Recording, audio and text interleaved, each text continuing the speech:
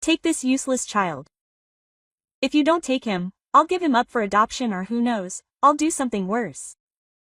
Those were my sister's words when she arrived at my door with the little one in her arms, as if she were handing me an express delivery package. Feeling somewhere between disbelief and shock, I looked at little Raphael. I decided to take him in with all the love I had. Because after all, who could reject a child with such curious and tender eyes? 7 years passed, and one day there she was again, unannounced and upset. How dare you give that child a life of luxury while making my daughter jealous? I laughed incredulously. Oh, sister, but you don't have a son anymore, remember? Oh, and here are the papers. Welcome to the Deserved Revenge channel. If you are enjoying this story, subscribe to the channel and like the video to learn about future stories. Hello, I'm Elena. I am 38 years old, and for the last 7 years I have raised Raphael as if he were my own son.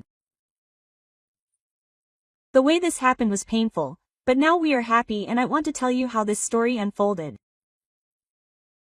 My family was never the model of a happy life. My parents divorced quite bitterly when I was little, and the separation left deep scars. After that, my dad barely showed up for me and my older sister Lita. And when he did, we only received looks of contempt and few harsh words. Over time, he tried to rebuild the relationship, but nothing seemed to fit, which frustrated him even more. In his head, he had done his best to raise us, but to us that best was actually emotional abandonment. Eventually we cut off contact completely, and he became a sensitive topic, one of those that no one dares to talk about at the dinner table. I would like to say that after that my sister and I had a calmer life, but life was even more complicated for her. Lita married her college sweetheart and had 2 children, Raphael and Maria. Everything seemed like a novel for about 8 years, until the day her husband disappeared like a ghost. No note, no explanation, no goodbye. The disappointment was devastating for Lita, who saw the love of her life vanish and suddenly had to raise her 2 children alone. At that time, I had just returned to my home state. While Lita lived far away in the state where she studied, my mother couldn't take time off work because she had a lot of clients to attend to, and I knew something had to change. So I decided to take a flight and move in with Lita. I felt that in addition to needing support, she would appreciate my company. And to my surprise, I ended up falling in love with her city and decided to settle there. We lived just a few blocks apart, and that closeness gave us beautiful moments. I could watch the children grow up and closely follow Lita's recovery, who little by little seemed to be taking control of her life again. Everything was going well for over a year until I started to notice something that worried me: the favoritism that Lita showed among her children. To give a little context, Raphael was a child full of energy and joy. His laugh was contagious, the kind that makes you smile without knowing why. Maria, on the other hand, was quieter, more reserved. I don't know if that influenced the rejection that Lita felt towards Raphael, or if it was simply because he resembled his father too much. In any case, Lita began to treat him with a coldness that broke my heart. As the months went by, Raphael began to change. That child who used to fill the house with life began to withdraw, becoming increasingly quiet and serious. I tried to cheer him up with things he liked. I played games, we talked, but he seemed to reject any attempt to get closer. One day, as usual, Lita and the children came to my house to spend some time and play in the garden. It was an ordinary afternoon, but I noticed that Raphael was more depressed than usual, with a blank stare that I had never seen before. I decided to take a closer look and saw Maria being really aggressive with him. Sure, they were kids. She was 10 and he was 8. I expected some rough behavior between them, but this time Maria was pulling his hair, kicking him and even making fun of him. And Raphael just looked at her without even trying to defend himself. That alarmed me.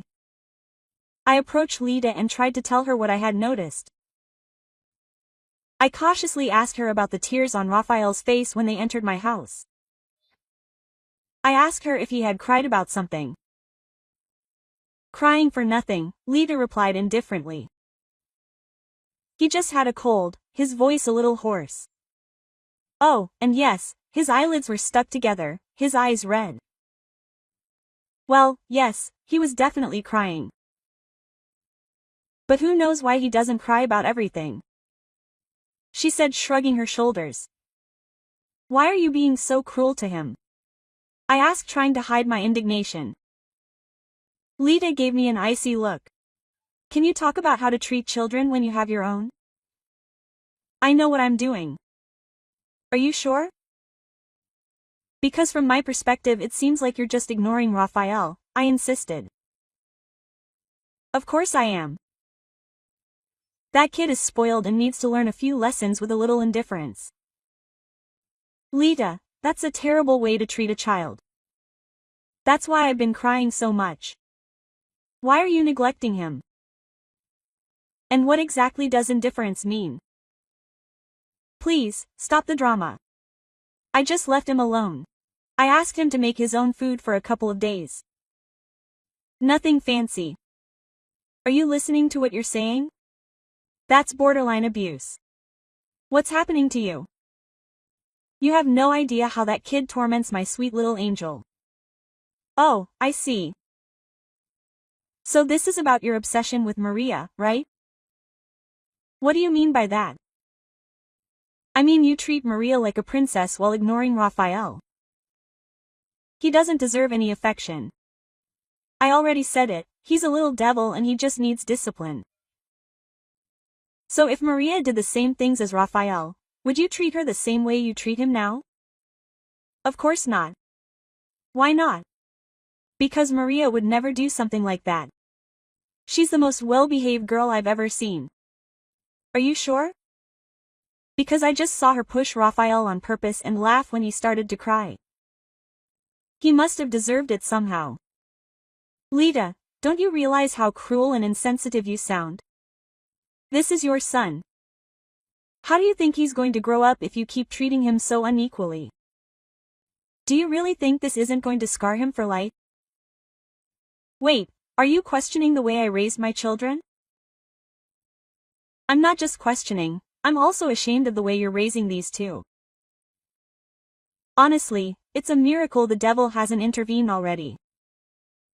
You should take care of your own life, Elena. I'm the one who works every day to give them food, clothes, and a roof over their heads. I didn't come here to listen to you, Lita. Providing the basics to survive doesn't make you a good mother. Enough, kids, grab your things, we're leaving. And Elena, I will not come back here or let you see my children until you apologize for calling me a bad mother. Let's go, kids, hurry up. I watched, bewildered, as Lita and the children left. How could she not see the damage she was causing Raphael? I felt my heart break for him. Raphael was suffering at the hands of his own mother and sister. I just hoped that the next time I saw him, I could talk to him so I could better understand how Lita was treating him. But that next time didn't happen. For 2 long months. I tried to reach Lita. I called, I texted, I even went to her house, but it seemed like she was always away or simply refused to answer my calls. In the end, I realized that all she wanted was an apology. I decided to give her one, even if it wasn't sincere. After all, the important thing was to see the children, especially Raphael. I knew Maria was safe with her mother, but Raphael couldn't stop thinking about him. I sent Lita a message telling her I was ready to apologize and asked her to take my call. To my surprise, she answered, "Hello, Lita. Do you have a moment?" Quote, "Yes. But only for a few minutes." "What do you want?" "How are they? I haven't seen them in a while." "We're fine, and you know exactly why you haven't heard from us. I didn't think you'd actually call and apologize. Lita, do you know how much I love the kids? Don't try to make me feel guilty. Did you call to apologize or not? I have things to do. Yes, Lita, I regret what I said that day. I promise not to interfere with the way you raise them. And I don't know what else you want me to say, Lita. I want you to say that I'm not a bad mother. Either you say that or you'll never see my kids again. You're not a bad mother. Okay. I agreed. Even though deep down I knew things weren't that simple. I forgive you. Why was it so hard for you to say that? I don't know. Maybe it's because I'm not good at lying to myself.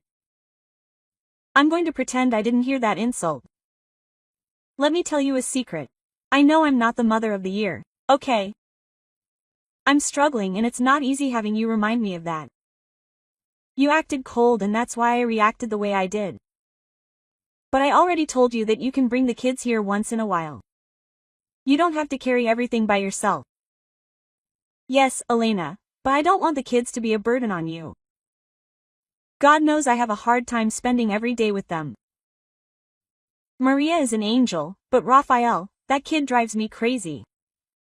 Look, every time he stresses you out too much, why don't you bring him over to my house? It might even help you get along better in the long run. Why are you so worried about my relationship with my kids in the future? Do you know how it was with Dad? I don't want them to go through the same thing. That's wrong. No, it's not wrong.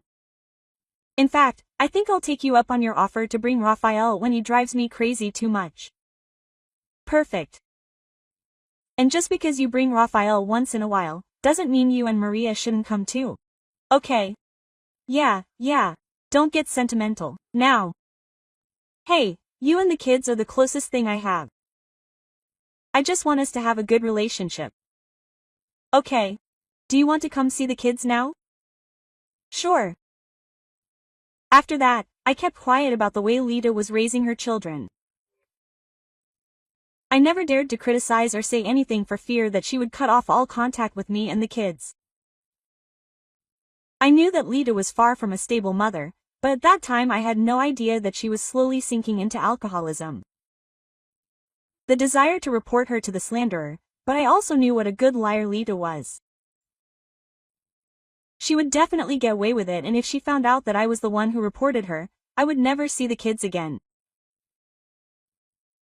So for 3 months I kept quiet. I kept quiet when she treated Raphael like he didn't exist, but when she wasn't around, I made sure to give him all the love I could. I can't count the times I held him while he cried. Knowing how strong he used to be and watching him break down under his mother's harsh words made me want to confront her right then and there. But I controlled myself.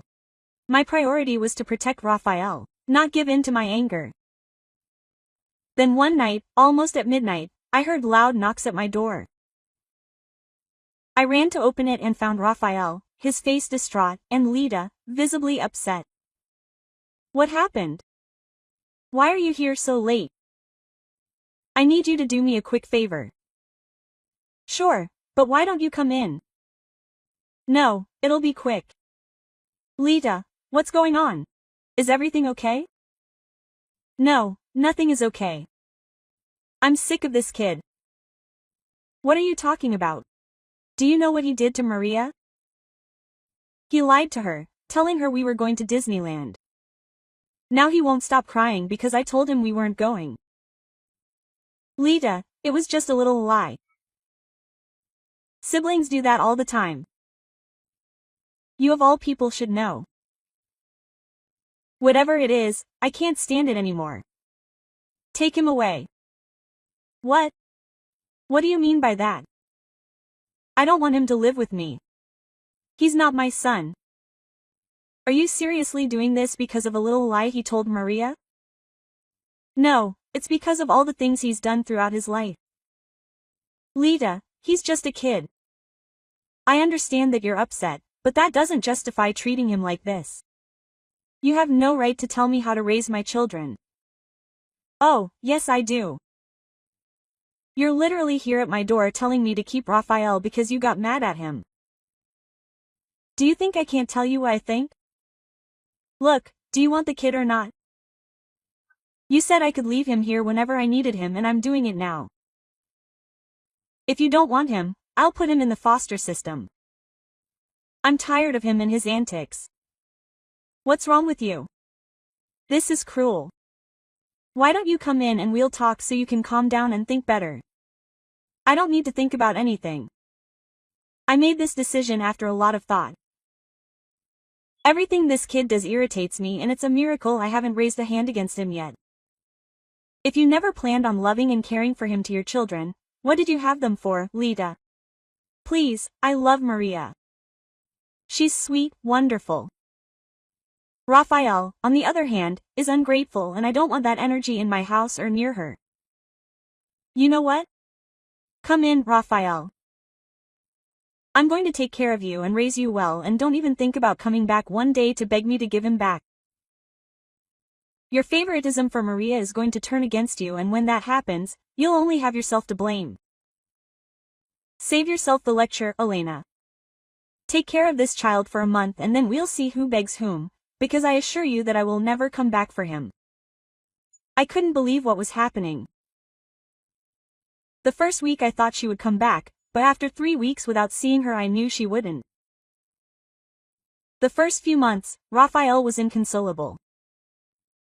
Night after night I would listen to her squealing until he fell asleep, which broke my heart and made me feel even more indignant towards Lita for leaving him like that. The first thing I did when I realized the seriousness of our situation was enrolling Raphael in therapy. I wanted him to have a safe place to process his emotions so that they wouldn't become deep wounds in the future. The next thing I did was to search for Lita with more determination. She had moved and seemed to have disappeared, but fortunately I was able to contact her through a mutual friend. I asked her if she really wasn't coming back and without hesitation she confirmed that she wasn't. I asked her if she would be willing to sign the waiver of her rights and allow me to adopt Raphael. The following week I had the document signed by her giving up her rights. Although Raphael was still sad, he seemed happy that I was now officially his guardian. The following years I put my whole heart and soul into giving him the love and care that he deserved.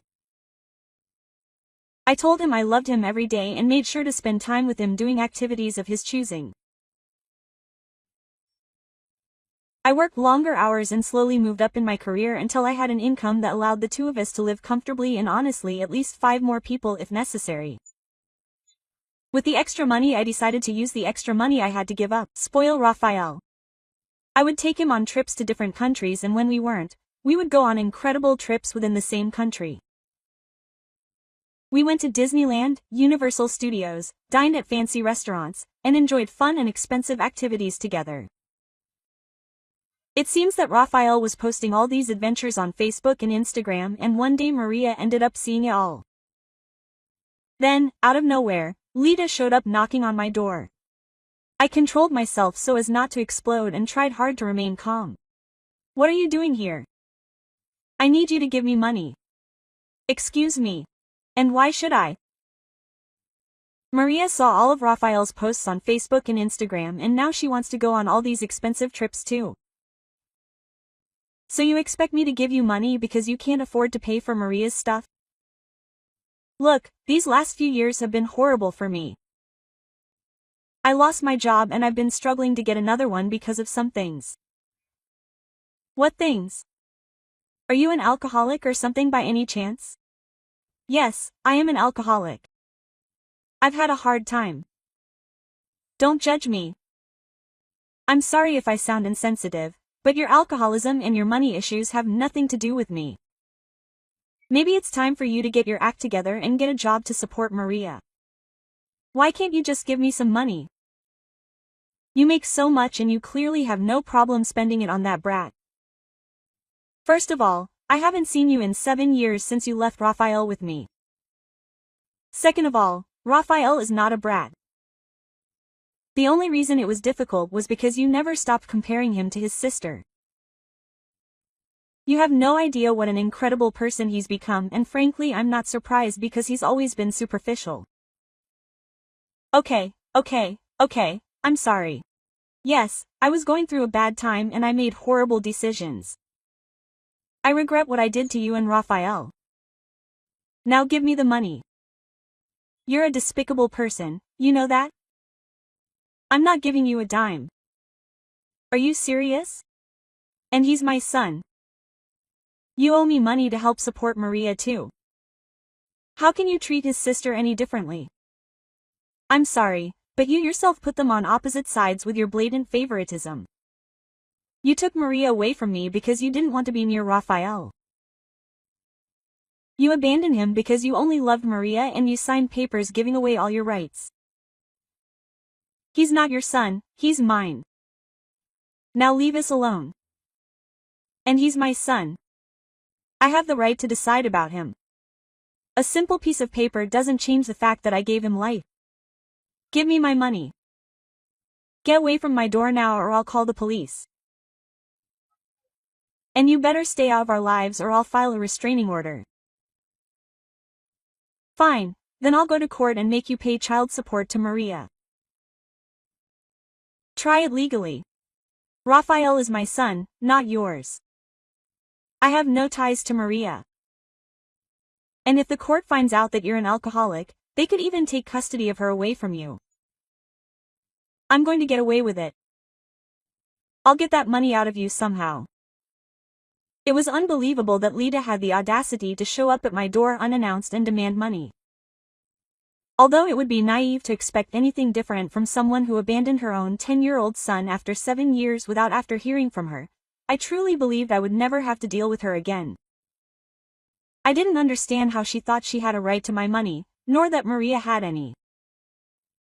I felt a little sorry for Lita for turning to alcohol, but at the same time I had worked hard to get where I am and I wasn't going to give my money to someone so irresponsible. I didn't think she would actually take me to court, but 3 weeks later there I was getting a subpoena. The following week, and without exaggeration, I was furious. I sought out the best lawyers in town and when I found one, I didn't care about the cost. I wanted Lita to finally regret everything she had done to me and the children. In court, when Lita tried to argue that she should pay child support to Maria, I presented Raphael's adoption papers, signed by both me and her, waiving her rights to the child. It was enough to get the case dismissed, but I didn't stop there. I showed the footage from my security camera located at the front door that captured Lita admitting to the child support. That she was an alcoholic. She tried to deny it, but there she was, caught on video in her own voice confessing it. And when the judge ordered a breathalyzer test, the results showed a high level of alcohol in her blood. Lita had arrived at court under the influence. It was enough to get the DIF involved. They began a full investigation into the conditions of Maria and Lita's home, but by that time I was out of the case.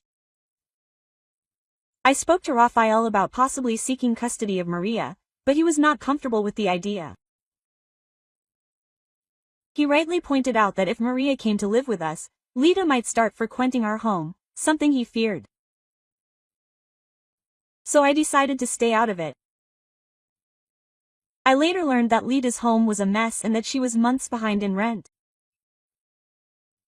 The only reason she was still living there was because her landlord had compassion for Maria. When Maria testified, she revealed Lita's fits of rage and mood swings that terrified her. The little girl was visibly malnourished and had a temper. Dejected and withdrawn. I didn't know the outcome until Lita called me. I had blocked her number, but when I answered a call from an unknown number that insisted on calling me, I was surprised to hear her voice. Hello, who's this? You ruined my life. Oh, it's you.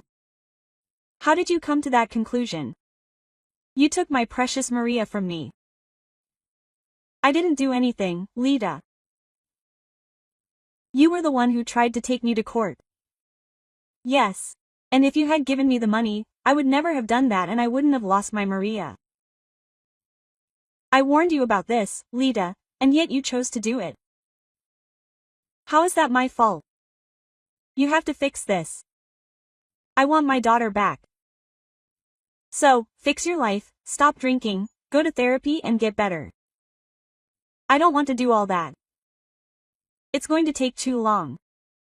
I want my daughter back now. Lita, why all the drama? Maria is with Mom. It's not like she's with strangers. Yes, and Mom refuses to let me see her or go to her house. She's ashamed of me and she wants Maria to grow up to be better than me. And you know what? She's not wrong. Of course she's wrong. She's taking my daughter away from me and it's all because of you. Even if it were my fault, what do you expect me to do now? Do you want me to take care of Maria? Let you see her in secret or hand her over to you? You have the money to fix this, Elena. You can't do it either way. Raphael wouldn't be okay with that and I'm not going to open up old wounds just to satisfy your selfishness. Why does everything have to do with that brat? That's exactly what I mean when I say he's an ingrate. He ruined my life. How can you blame a child for your bad decisions? And worse, being your own son, you destroyed his self-esteem and his mental health. It took me years to help him open up. He's a strong person now and I'm not going to let you destroy him again. You're a monster. I'm not your reflection, Lita. Work on yourself. I meant it. Stay out of our lives and delete my number. Goodbye. I was truly relieved that Lita had finally received a reality check. The way she treated her own children was disturbing, and I felt helpless, afraid that she would cut me off from them. But now that I had the chance to lay it all out, I seized every moment. There was no way I was going to let her get away with this even a little bit. I talked to my mom a lot after that, and she said that Maria was being difficult to handle, but that she was making progress. I think the girl was still dealing with the trauma of her mother's mood swings. Lita could be sweet and kind one moment and cold and unfeeling the next. Sure, alcoholism is a disease, but that didn't excuse what she was doing to her own daughter. In the months that followed, I began communicating with Maria. She seemed like a new person, less arrogant and hostile, calmer and kinder. She even apologized sincerely for her past behavior and for how she treated Raphael. I assured her that everything was okay, explaining that her behavior was a reflection of the way Lita had raised her. By the end of the call, Maria was in tears, saying that she finally felt seen and heard. It touched me deeply. I can't imagine the loneliness she must have felt, but I know she'll be okay. Maria also asked if she could see Raphael. I was honest in telling her that it might not be possible for a while, not because he hated her, but because he was also recovering from everything Lita had done to him. She was understanding and said she hoped to reconcile with her brother someday. And I hope the same. It hasn't happened yet, but I'm sure that day will come. As for Lita, I have no idea where she is now. Some of her friends contacted me saying that she was sleeping on their couches, but that her alcoholism made her a frightening and dangerous presence and they couldn't keep her around for long. They all asked if I would be willing to let her stay at my house, but I firmly refused. Raphael was still living with me, and we planned to continue that way while he was in college. There was no way I was going to put him back in his presence, Mother. So the subject was left in the past and that conversation was the last about Lita. I don't know where she is now and to be honest I don't care. Yes, I feel sorry for her. She is my sister after all, but I also know the worst side of Lita and the way she treated her own children made me determined not to offer her any help. This is the end of my story. It's not the happiest ending, but as the days go by and our wounds heal, I'm sure there's much happiness yet to come for me, Raphael and Maria. M.